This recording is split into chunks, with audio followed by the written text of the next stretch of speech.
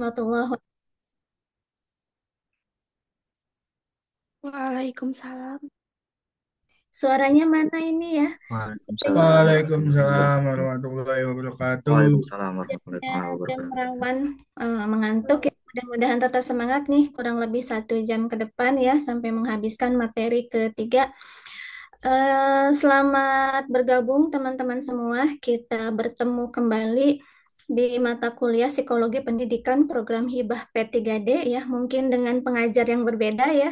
Setelah sebelumnya pertemuan ke-1 oleh Ibu Nika Cahyati, pertemuan kedua oleh Ibu Citra. Betul ya? Betul. Perkenalkan, nama Ibu Mira Maya Saroh yang hari ini akan membersamai teman-teman di mata kuliah Psikologi Pendidikan. Seperti itu ya. Sekarang masuk ke pertemuan ketiga. Materinya seperti yang sudah ada di SPADA itu yaitu tentang perilaku siswa sebagai individu ya. Untuk materi pertama masih ingat materinya apa? Ada yang masih ingat? Lupa lagi. Materi kedua sudah dibaca atau sudah dilihat? Belum. Sudah, Bu. Materi pertama tentang apa? Materi kedua tentang apa? Ada yang masih ingat? Materi yang pertama itu konsep dan landasan psikologi pendidikan. Yang kedua itu unsur-unsur pendidikan, Bu. Ya, terima kasih Yusuf ya. Dan untuk materi yang ketiga, kita akan membahas tentang perilaku siswa sebagai individu ya. Izin share screen teman-teman. Sebentar.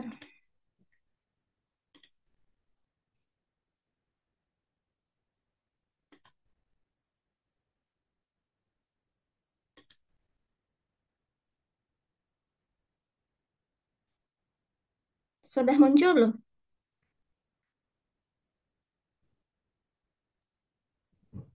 Belum, Bu. Belum. Belum, Bu. Nah, baru muncul, Bu. Siap. Udah, Bu. Terima kasih. Mudah-mudahan teman-teman tidak mengantuk ya. Ya, Bu. Siap. Bu.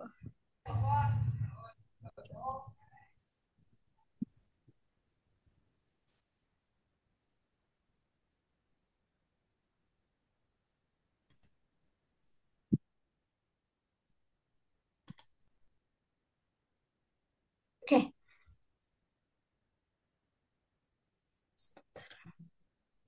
sebentar.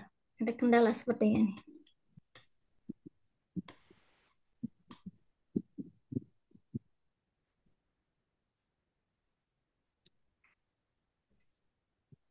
Ya,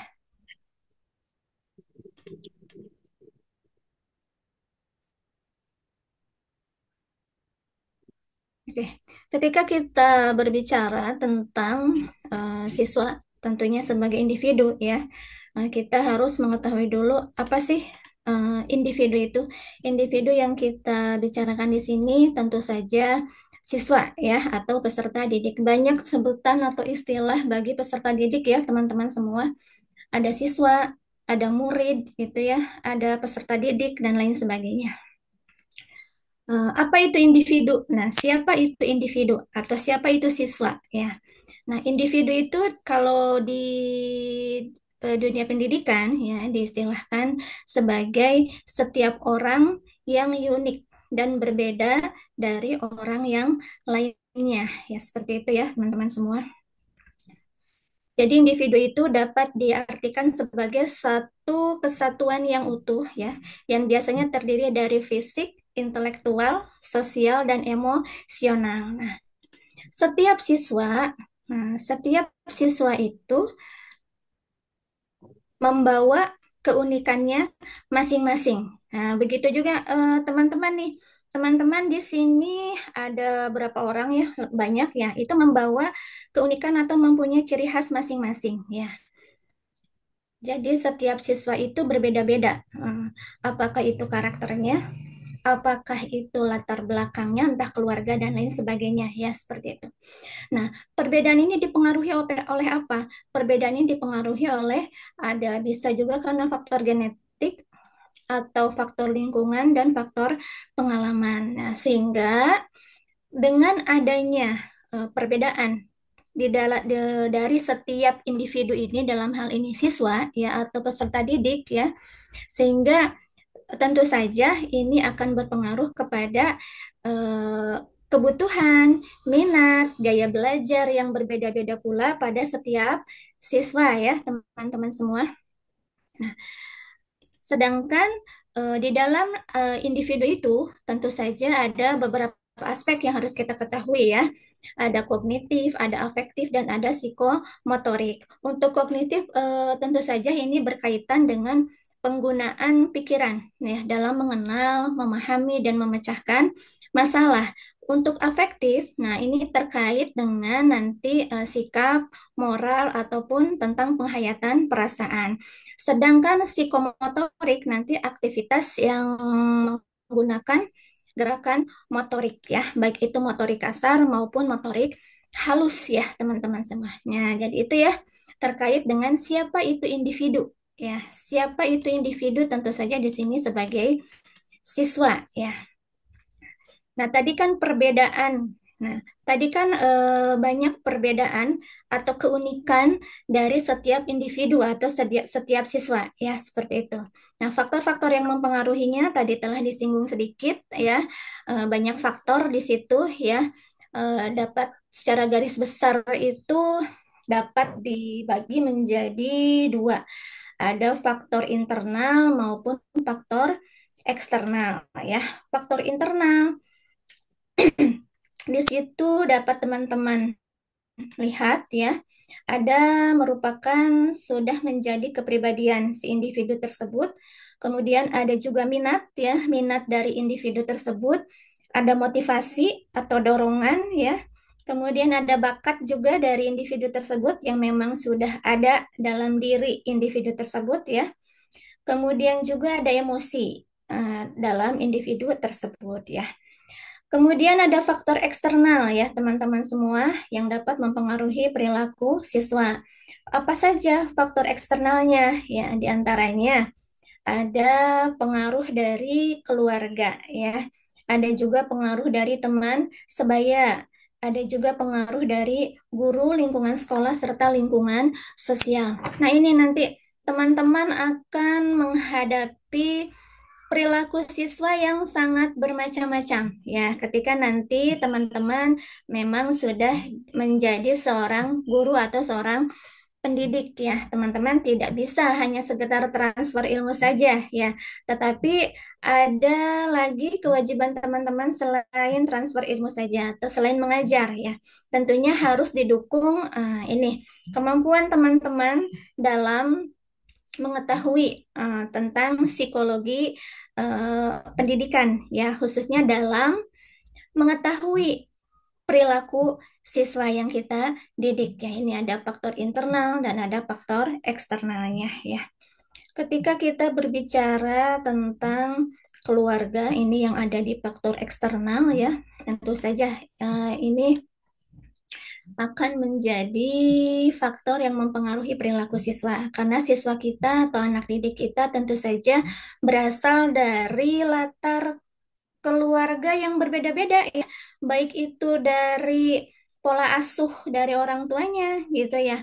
Ataukah dari segi kemampuan ekonomi keluarganya gitu ya. Semuanya berbeda ya. Ada yang berasal dari keluarga yang menengah ke bawah ataupun menengah ke atas dengan pola asuh yang baik ataupun yang kurang baik ya seperti itu ya teman-teman semua. Belum lagi faktor kebiasaan, adat istiadat dan lain sebagainya ya. Kemudian lagi ada faktor budaya. Nah, ini akan sangat mempengaruhi ya perilaku siswa ya. Bagaimana kita ketahui bahwa faktor teman sebaya memang cukup signifikan ya. Apalagi ketika Oh, anak itu menjelang masuk ke usia remaja ya, teman-teman semua. Biasanya faktor teman sebaya itu akan mempengaruhi perilaku siswa tersebut ya. Ada juga faktor guru. Nah, faktor guru ini bisa juga menjadi faktor yang mempengaruhi perilaku siswa, di mana guru itu setidaknya dapat menjadi contoh atau teladan bagi peserta didiknya, ya teman-teman semua. Karena itu nanti ketika teman-teman sudah menjadi guru, hendaklah menjadi guru yang dapat menjadi contoh dan teladan yang baik bagi peserta didiknya, bagi siswanya, begitu ya. Hal-hal kecil saja akan menjadi contoh, akan ditiru. Apalagi nih khususnya ya, kalau di anak usia dini ya, berbeda lagi dengan jenjang pendidikan yang lebih tinggi ya. Kalau di usia dini itu teman-teman semua ya, anak itu kan melihat, mendengar, merasakan segala apa yang ada di lingkungannya. Nah, si anak ini karena sedang berada dalam masa golden age gitu ya, sehingga apa saja yang mereka dengar, apa saja yang mereka rasakan, apa saja yang mereka lihat itu akan diserap oleh mereka tanpa tahu mereka itu salah atau benar, baik atau buruk dan lain sebagainya. Ya seperti itu. Karena itu ada peran guru di sini sebagai orang yang menjadi penyaring atau memfilter apa saja yang baik, apa saja yang buruk, apa saja yang boleh dan apa saja yang tidak, ya seperti itu. Intinya kita harus menjadi contoh dan teladan yang baik bagi siswa-siswa kita. Faktor selanjutnya adalah lingkungan sekolah, ya, kultur atau iklim di lingkungan sekolah tersebut tentunya harus menjadi sekolah yang membuat anak tersebut jauh lebih baik ya, ataupun ramah anak dan lain sebagainya ya. Dan ada faktor lingkungan sosial ya, itu nanti kaitannya dengan di lingkungan keluarga, masyarakat, dan lain sebagainya. Itu ya teman-teman, faktor-faktor yang mempengaruhi perilaku siswa. Nanti teman-teman akan menemui banyak perilaku siswa yang kita didik ya, jangan kaget ya seperti itu. Ketika tadi berbicara tentang perilaku siswa, tentu saja pasti akan terjadi dinamika dan perilaku individunya ya. Ketika berbeda dalam kecerdasan, bakat, dan kecakapan hasil, tentu juga akan berbeda dalam sikap, minat, emosi, perasaan, dan penghayatannya ya. Begitu juga akan berbeda dalam kecakapan dan keterampilan fisik dan sosialnya. Seperti itu ya. Ibu terlalu cepat nggak? Enggak, Bu.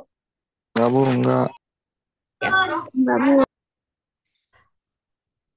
Selanjutnya, ketika muncul bahwa siswa itu atau individu itu unik ya, tentu saja ada bermacam-macam perbedaan dalam individu, termasuk perbedaan individu dalam belajarnya ya. Mungkin teman-teman sudah pernah baca atau sudah pernah mengetahui dari mata kuliah yang lain terkait dengan gaya belajar masing-masing individu atau gaya belajar anak ya, seperti itu. Ya, sebagaimana kita ketahui bahwa gaya belajar anak itu ada tiga ya, teman-teman semua. Ada gaya belajar visual, ada gaya belajar auditori, dan ada gaya belajar kinestetik ya. Teman-teman nanti pasti akan menemukan eh, perbedaan gaya belajar pada siswa. Di kelas itu akan bermacam-macam. Selain perbedaan karakter, kebiasaan, dan lain sebagainya, nah, teman-teman pun pasti akan menemukan ini perbedaan gaya belajar di siswa yang kita didik. Nah, itu ya, teman-teman semua. Kalau untuk gaya belajar visual, mungkin teman-teman sudah mengetahui bahwa si anak tersebut atau si individu tersebut ya lebih suka ketika belajarnya itu melihat ya, apakah itu berupa gambar, diagram, ataupun melalui demonstrasi ya, seperti itu. Ada lagi anak yang gaya belajarnya auditory. Nah, ini lebih kepada mendengar ya, belajar dengan mendengarkan penjelasan ataupun melalui diskusi ya. Kemudian ada gaya belajar kinestetik. Nah, belajar dengan melakukan aktivitas fisik ataupun anak ini lebih sukanya ke praktikum, misalnya seperti itu ya. Nah, teman-teman ini nanti harus bisa mengakomodir pembelajaran di kelas yang dapat menampung semua gaya belajar si anak tersebut. Ya, seperti itu ya. Jadi, anak yang memang gaya belajarnya visual ataupun auditory dan kinestetik itu dapat kita cover melalui entah itu metode, entah itu pendekatan, pembelajaran yang dapat mengcover ini semua ya. Jadi kebutuhan siswa kita dengan perbedaan gaya belajar ini dapat terpenuhi. Seperti itu ya teman-teman semua. Nih, perbedaan individu dalam belajar. Kemudian selanjutnya tantangan dalam mengelola perilaku siswa ya. Tentu saja dengan adanya perbedaan perilaku siswa tersebut itu akan menjadi tantangan tersendiri bagi kita sebagai seorang guru ya teman-teman. Nah ini tentu saja menuntut kemampuan kita untuk mencari tentu saja mencari strategi yang baik begitu ya dalam menghadapi perilaku siswa yang kita didik ya dari bermacam-macam perbedaan perilaku siswa tersebut. Ya, seperti itu. Apa saja perilaku siswa yang sering ditemui gitu ya.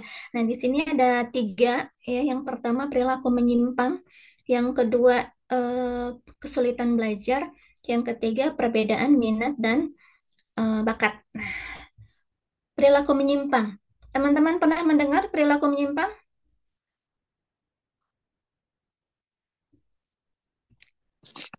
Kira-kira apa sih perilaku menyimpang itu? Atau individu tersebut melakukan apa misalnya? Ketika kita bisa Kejahatan. menyimpulkan bahwa individu tersebut itu mempunyai perilaku menyimpang. Kira-kira Kejahatan, mencuri, mencuri, kejahatan, apalagi ya, Liska? eh, Tuh, yang Ngebully, Bu. tawuran, tawuran, apalagi? Ngebully, Bu. Bully. Apalagi ke teman-teman? kantin, beli gorengan ngaku beli Darmaji. 5 ngaku 2 dan Majib Eh, Apalagi? Merokok di area sekolah. Oh, di area sekolah. Kalau di area lain selain di area sekolah boleh nggak?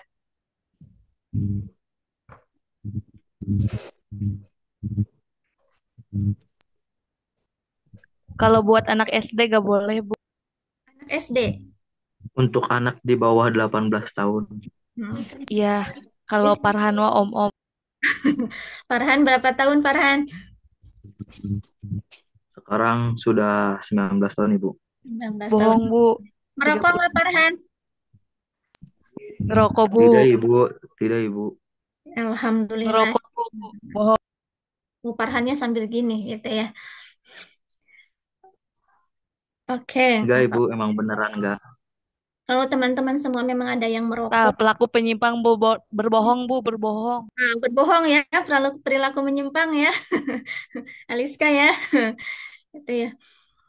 Teman-teman pun nih, kalau mau menjadi contoh guru yang baik nanti untuk siswanya, kalaupun memang teman-teman itu perokok dan belum mampu untuk berhenti merokok ya, minimal nanti jangan merokok di depan anak didik kita, ataupun jangan merokok di lingkungan sekolah, misalnya seperti itu ya. Tapi alangkah jauh lebih baiknya ketika memang teman-teman sudah bisa berhenti merokok. Sehingga ketika kita akan memberikan contoh yang baik kepada anak-anak itu jauh lebih bermakna, ya. Nah, seperti itu. Nah, kita kembali lagi ke perilaku menyimpang. Tadi menurut Aliska, menurut Farhan, menurut Yusuf gitu ya. perilaku menyimpang itu ada tawuran, ada berbohong, kemudian apa lagi tadi? Eh, Mencuri mungkin Darmaji, kayak Bu. gitu ya. Iya, Darmaji, oh ya. Darmaji, ada yang gitu waktu SMA nggak? ada Farhan. Farhan lagi ya. Astagfirullahaladzim. Bukan satu sekolah Bu sama Aliska. Dia Nah, gitu. fitnah Bu. Oke, ya itu ya teman-teman tentang perilaku menyimpang ya.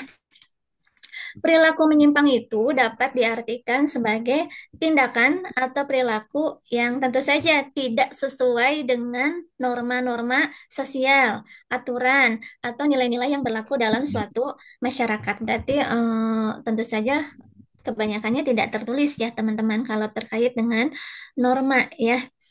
Nah, perilaku ini dianggap sebagai pelanggaran terhadap aturan yang sudah disepakati bersama, bisa juga.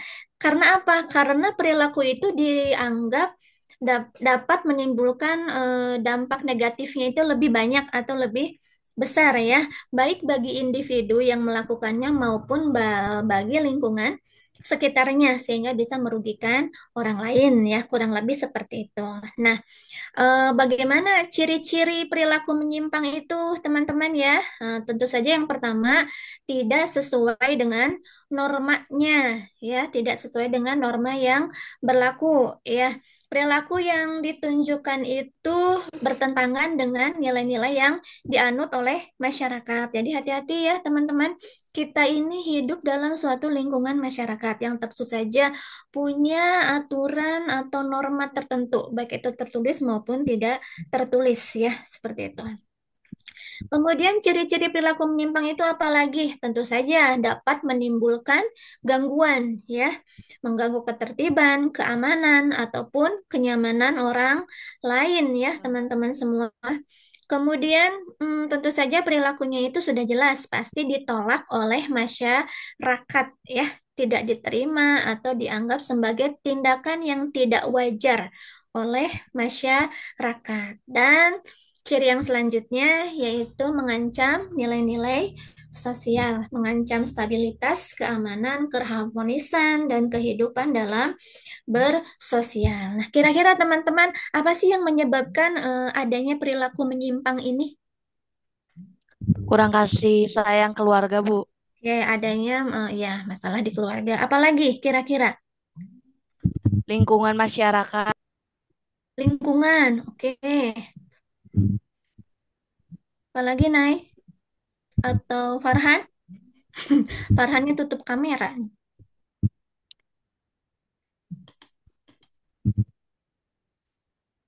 Lingkungan circle kali, Bu. Ya, lingkungan pertemanan mungkin gitu ya. Nah, faktor atau penyebab perilaku menyimpang tersebut secara garis besar dapat dibagi menjadi tiga ya.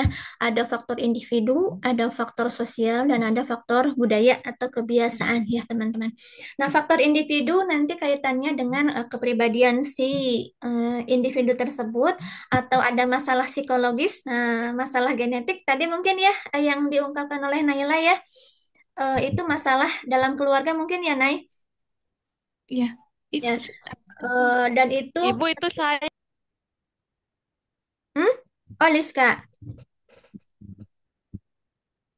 ketika si anak tersebut mungkin punya masalah di dalam keluarganya dan itu akan berdampak kepada psikologisnya sehingga akan menimbulkan masalah secara psikologisnya ya. Eh, Mungkin dampak yang negatifnya itu yang akhirnya timbul perilaku menyimpang seperti itu. Nah, teman-teman kalau anak-anak pang menurut teman-teman eh, perilaku menyimpang bukan sih?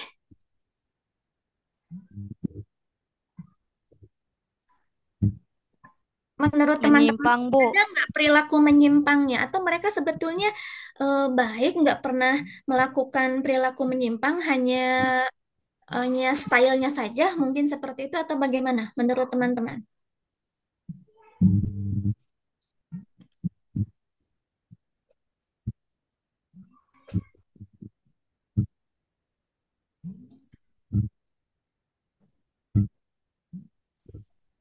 menurut saya mah Ibu menyimpang.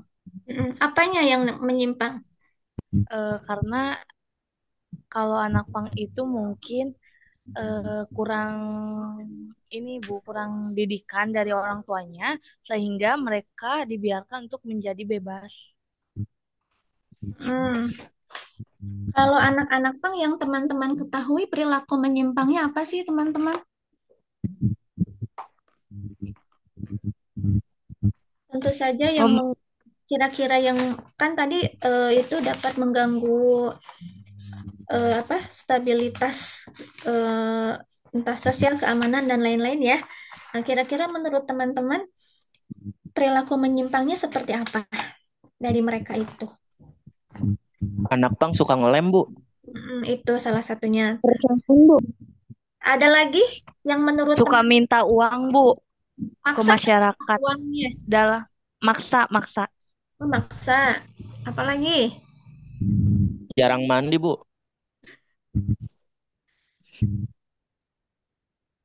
menurut teman-teman itu perilaku menyimpang gitu ya. Ada nggak sih dari anak pang itu yang menurut teman-teman ada juga kok sisi baiknya gitu? Gak semuanya gitu. Tidak semuanya begitu menurut Deden gitu ya. Kalau kita telusuri sepertinya ya teman-teman semua, anak-anak pang itu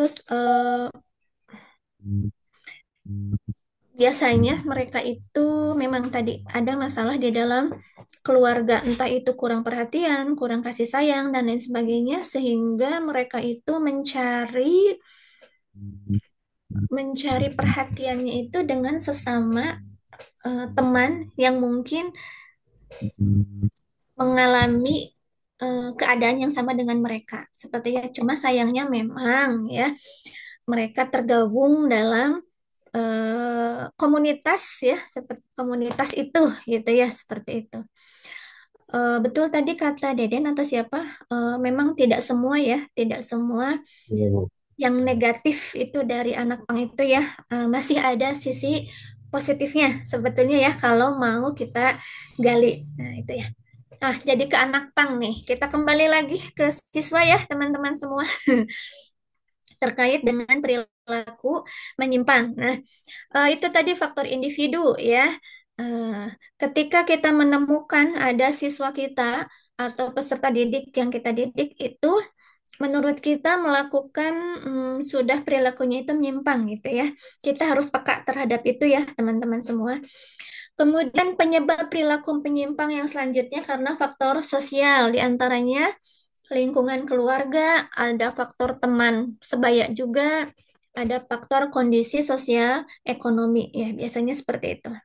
Adapun karena faktor budaya atau kebiasaan ya, ini biasanya terkait dengan norma dan nilai yang berbeda-beda antar individu tersebut ya. Tadi sudah Ibu sebutkan di keluarga misalnya punya kebiasaan yang berbeda-beda, pola asuh yang berbeda-beda pula ya seperti itu. Kita sekarang ke contoh perilaku menyimpang. Tadi sudah disebutkan di awal ya, teman-teman memberikan contoh dadar maji dan lain sebagainya ya. Betul tadi ada kejahatan, misalnya pencurian ya, bahkan sampai pembunuhan, penganiayaan. Kalau tawuran masuk ke perilaku menyimpang nggak teman-teman? Sekarang kan lagi marak nih. Masuk, Bu. Termasuk Masuk, Bu. Masuk, Bu. Oke, seperti itu ya. Masuk tawuran itu. Bahkan hanya karena hal sepele saja, sekarang itu sudah langsung bisa terjadi tawuran. Bahkan sekarang ngeri ya teman-teman semua, mereka itu membawa apa? Parang atau apa itu yang panjang-panjang itu? Celurit, Ibu. Lurit. Oh ya. Eh, apa ya namanya? Kalau dulu celurit itu yang ibu tahu nggak sepanjang itu ya, tapi kok sekarang sampai panjang ada 1 meter mungkin ya? Melengkung atau tidak, Ibu, senjatanya? Melengkung, melengkung ujungnya Iya, di. Mm-mm. Nah, iya itu celurit. luar biasa. Ini tantangan bagi kita, entah itu calon orang tua maupun sebagai calon guru. Nah, karena pendidik itu kan perannya sebagai dua ya, bisa sebagai pendidik maupun sebagai guru ya. Nanti teman-teman akan membahas ini di mata kuliah pedagogik ya terkait dengan pendidik sebagai guru maupun sebagai pendidik ya, orang tua. Itu kejahatan, ada pencurian, pembunuhan, penganiayaan ya. Bahkan sekarang pembunuhan pun dilakukan oleh banyak ya, oleh anak-anak yang masih di bawah usianya di bawah itu ya, masih belasan gitu usia sekolah ya, pemerkosaan, pembunuhan gitu ya. Kemudian ada lagi kenakalan remaja ini tawuran, vandalisme, penyalahgunaan narkoba dan lain-lain ya. Teman-teman hati-hati ya. Ini sekarang nih eh, tawuran, penyalahgunaan obat-obatan terlarang maupun narkoba ya seperti itu. Hati-hati baik untuk diri kita sendiri maupun nanti untuk siswa-siswa kita ya seperti itu.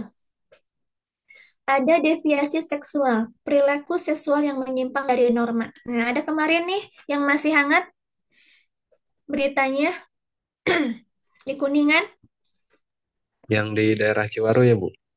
Ciwaru, di Ciwaru itu anak dan ibu, ya, Yang SMA 1 Cilemus ya. ya, yang Yang sesama, enggak ibu, guys. yang sesama jenis itu ya.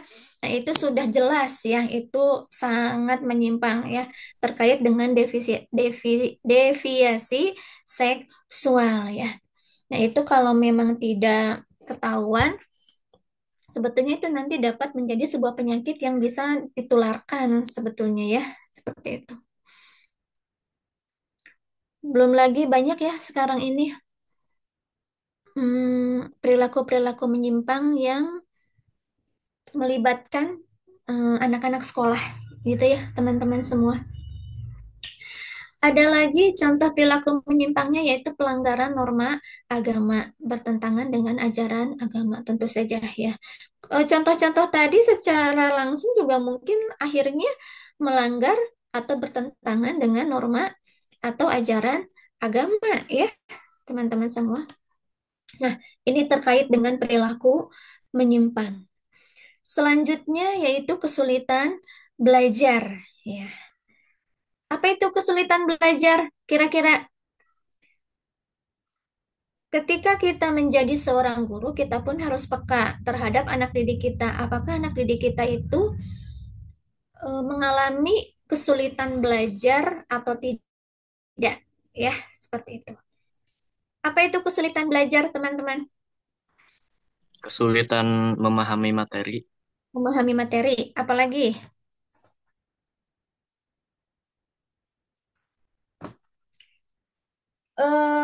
Kemarin Ibu baru visit ya di salah satu sekolah menengah di Indramayu ya, dan mendapatkan informasi bahwa ternyata itu sekelas SMP sederajat ya, bahwa siswanya itu ada yang menulis bisa, itu kelas 7 ya, menulis bisa, tetapi membaca itu belum bisa.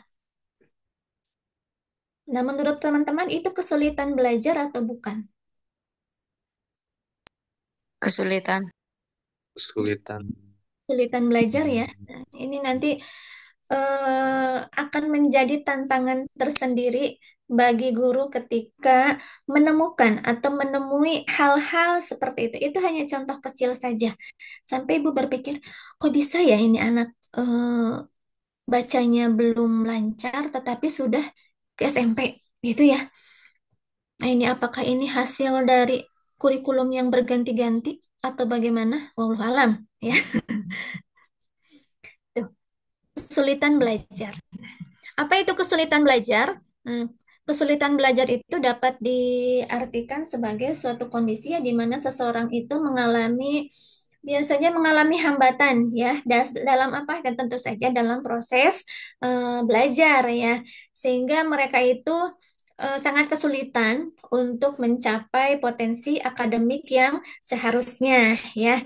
Ini juga bukan berarti seseorang itu tidak cerdas atau tidak pintar, melainkan ada hal-hal tertentu ya yang membuat mereka ini sulit untuk memahami, mengingat atau menerapkan informasi yang mereka dapatkan seperti itu. Kayak yang tadi contohnya, nah si ibu gurunya itu mengatakan bahwa anak ini seperti lemah daya ingatnya, kata gurunya itu seperti itu. Diajari membaca pun kayak masih usia usia PAUD gitu ya. Jadi masih dieja pun agak sulit gitu ya, seperti itu. Nah, jadi kesulitan dalam hal tertentu. Nah, kira-kira apa sih penyebab kesulitan belajar itu ya? Yang pertama, ada beberapa faktor ya sebetulnya. Bisa yang pertama itu karena memang ada gangguan belajar yang spesifik. Seperti pernah mungkin teman-teman mendengar ada istilah seperti disleksia, disgrafia, atau diskalkulia. Pernah mendengar teman-teman?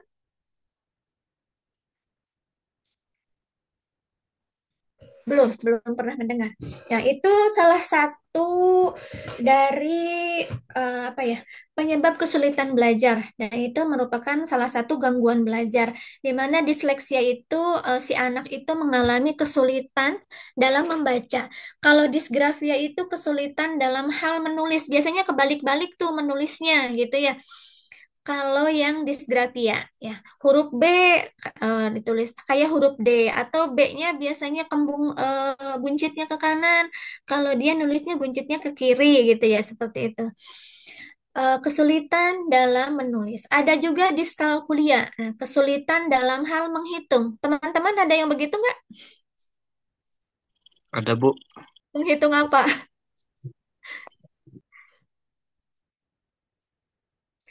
Nah, kemudian ada lagi penyebab kesulitan belajar itu yaitu adanya kondisi medis atau dari segi kesehatan ya, teman-teman semua. Ibu hanya eh, menerangkan sedikit saja karena pembahasannya lebih lengkap itu ada di psikologi perkembangan ya. Ini hanya sepintas saja terkait ini. Kondisi medis misalnya teman-teman pernah mendengar ada istilah sebutan ADHD atau autisme atau gangguan lain. Nah, kayak ADHD ya, attention deficit hyperactivity disorder misalnya seperti itu ya. Ataupun ada istilah autisme atau hiperaktif dan lain sebagainya. Nah, itu yang salah satu kesulitan belajar dan penyebabnya itu karena kondisi medis ya atau kondisi kesehatannya. Ada lagi penyebab kesulitan belajar itu karena faktor psikologis ya. Misalnya kurangnya motivasi gitu ya, atau karena adanya kecemasan atau depresi mungkin gitu ya, seperti itu. Bisa juga yang menyebabkan kesulitan belajar itu yaitu lingkungan belajarnya ya. Bisa karena dukungan orang tuanya yang kurang gitu, ataupun dukungan dari gurunya ya, kurang juga. Atau bisa jadi karena metode pembelajarannya entah itu tidak sesuai ataupun tidak menarik bagi anak gitu ya. Atau karena ada masalah sosial di sekolahnya bisa jadi. Kemudian bisa juga kesulitan belajar itu karena adanya faktor sosial ekonomi ya. Ada misalnya kondisi ekonomi keluarga yang kurang baik atau sehingga akses terbatas ya ke sumber belajar yang memadai gitu ya. Ciri-ciri anak yang kesulitan belajar itu sebetulnya banyak ya. Nah, ini ciri-ciri umumnya diantaranya ya. Ada kesulitan dalam membaca, menulis, dan berhitung tadi ya. Ada disleksia, disgrafia, diskalkulia, seperti itu. Atau ada juga anak yang sulit fokus untuk konsentrasi ya. Bisa juga ada yang mudah lupa. Nah, teman-teman mudah lupa nggak nih? Saya, Bu, mudah lupa. Nah, Ya, itu saya berarti kesulitan belajar tuh. Susah ingat tapi mudah lupa, Bu, saya gitu ya. Saya juga, Bu. Sama. Aisyah mah tidak mudah melupakan mantan, Bu. Kan katanya di TV itu buanglah sampah pada tempatnya, buanglah mantan pada kenangannya, katanya gitu. Itu tadi apa lagi? Mudah lupa, kemudian kesulitan mengikuti instruksi ya, Instruksinya sudah jelas, tetapi kok teman-teman misalnya kayak susah banget mengikutinya gitu ya. Atau bisa juga kurang percaya diri. Ada nggak nih yang kurang pede di sini? Ada, Bu. Ada Bu. Banyak. Kenapa kurang pede? Insecure. Syok Jelek juga. Ibu. Nah, itu kurang percaya diri berarti kita merasa ada sesuatu yang kurang dari diri kita ya. Sehingga kita merasa tidak percaya diri. Nah, teman-teman nanti harus peka terhadap anak-anak atau siswa seperti ini ya. Pasti menemukan ada saja anak yang kurang percaya diri. Nah, kita harus peka, nantinya harus memberikan tentu saja motivasi ya, agar si anak tersebut tidak mengalami kesulitan dalam belajar ya. Bisa juga ciri yang lain yaitu sering membuat kesalahan yang sama. Ada di sini? Atau ada menemukan anak-anak yang lain? Nggak ada. Kesalahannya ulang terus gitu ya. Nah, itu terkait dengan kesulitan belajar. Kemudian apalagi tantangan dalam mengelola perilaku siswa yaitu tantangan dalam menghadapi perbedaan minat dan bakat anak didik kita ya seperti itu. Kita harus sekali lagi ya tak bosan-bosannya menyebutkan bahwa kita harus aware, kita harus peka terhadap perbedaan minat dan bakat anak didik kita. Kita harus tahu, oh ternyata si A ini misalnya bagus nih minatnya ke sini atau bakatnya ini gitu. Berarti nanti kita sebagai guru harus bisa mengarahkan anak tersebut ya sehingga potensi yang ada dalam dirinya itu dapat terarah ya. Seperti itu. Itu ya teman-teman semua tantangan dalam mengelola perilaku siswa. Nah, bagaimana strateginya ya? Strategi mengelola perilaku siswa tersebut ya. Yang pertama, ciptakan hubungan yang positif dengan siswa ya. Jangan menjadi guru yang menakutkan atau guru yang bagaimana? Acuh tak Killer, acuh Bu, Ibu. killer. Acuh tak acuh. Acuh, jangan acuh tar acuh. Yes, apalagi? Yang cuek. Yang cuek. Teman-teman, anak didik kita mempunyai hak yang sama dalam mendapatkan pendidikan ya.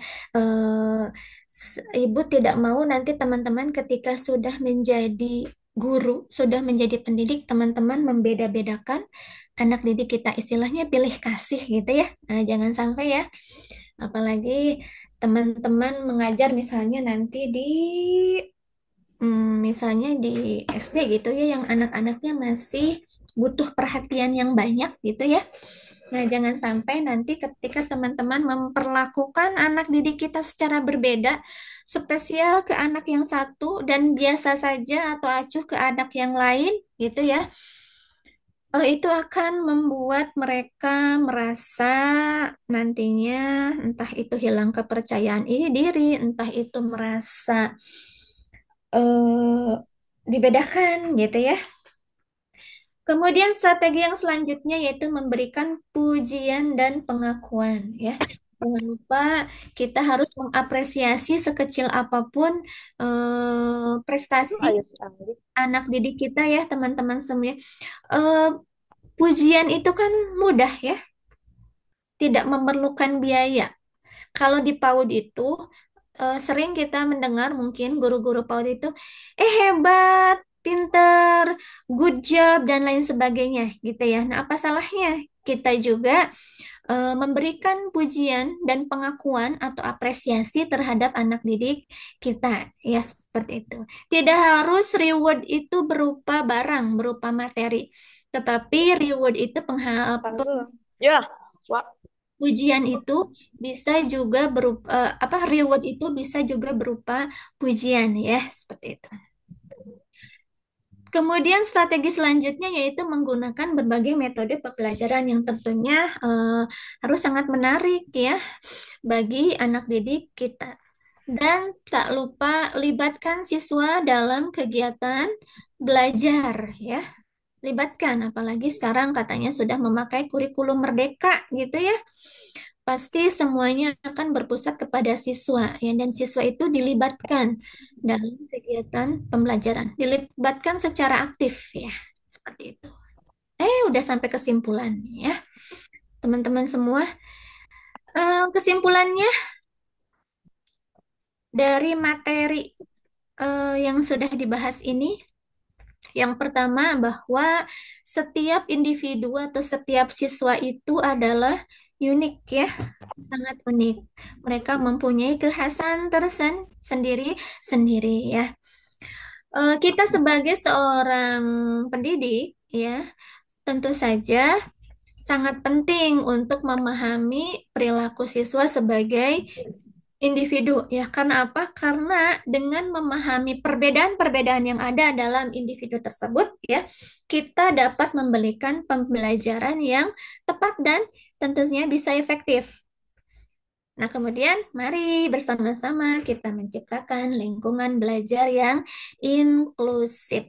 Teman-teman jangan berpikiran bahwa inklusif itu untuk anak-anak dengan ketergangguan fisik, misalnya seperti itu ya. Tetapi inklusif di sini diartikan sebagai bahwa siswa itu mempunyai kebutuhan yang beragam.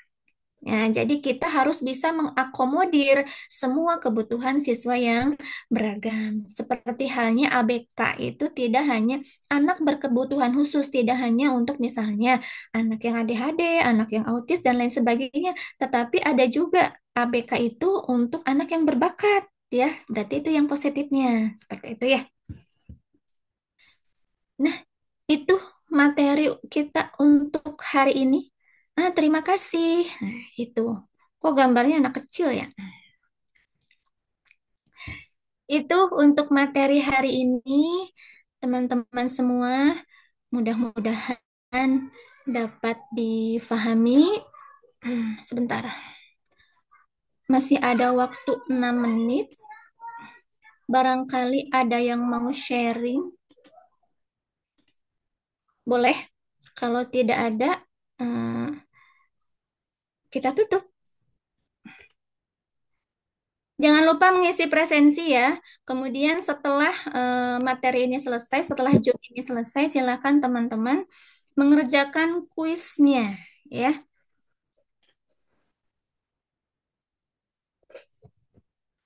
Cukup? Cukup, Bu. Cukup, Bu. Oke. Terima kasih semuanya. Mudah-mudahan materi hari ini dapat memberikan sedikit pencerahan. Tuh, mohon maaf, admin sudah mengingatkan kita semua akan melakukan absensi di link yang sudah ada di chat ya. Silahkan teman-teman semua isi presensinya. Terima kasih kepada teman-teman semua yang sudah menyempatkan hadir untuk Tholabul Ilmi hari ini ya. Mudah-mudahan dapat bermanfaat bagi kita semua, khususnya bekal bagi teman-teman semua ketika nanti sudah diamanahi sebagai seorang pendidik, baik itu sebagai guru maupun sebagai orang tua ya. Yang penting teman-teman mau mengaplikasikannya seperti itu ya. Dan jangan lupa jangan membeda-bedakan anak didik kita. Seperti itu ya. Nggak enak kan kalau ada perlakuan pilih kasih. Ya, anak-anak pun juga sama ya. Mereka tidak mampu mengungkapkan, tetapi mereka sudah punya perasaan bahwa mereka itu dibeda-bedakan. Itu saja. Terima kasih teman-teman. Kita bertemu kembali kalau untuk Ibu mungkin nanti di pertemuan ke-6 ya. Minggu besok ada Bu Dika lagi atau Bu Citra ya. Terima kasih banyak. Kita tutup dengan membaca hamdalah. Alhamdulillahirabbil alamin. Subhanakallahumma wa bihamdika asyhadu an la ilaha illa anta astaghfiruka wa atubu ilaik. Assalamualaikum warahmatullahi wabarakatuh. Waalaikumsalam warahmatullahi Terima kasih ya. wabarakatuh. Ya, Ibu. Terima kasih. Silahkan. Iya, Ibu.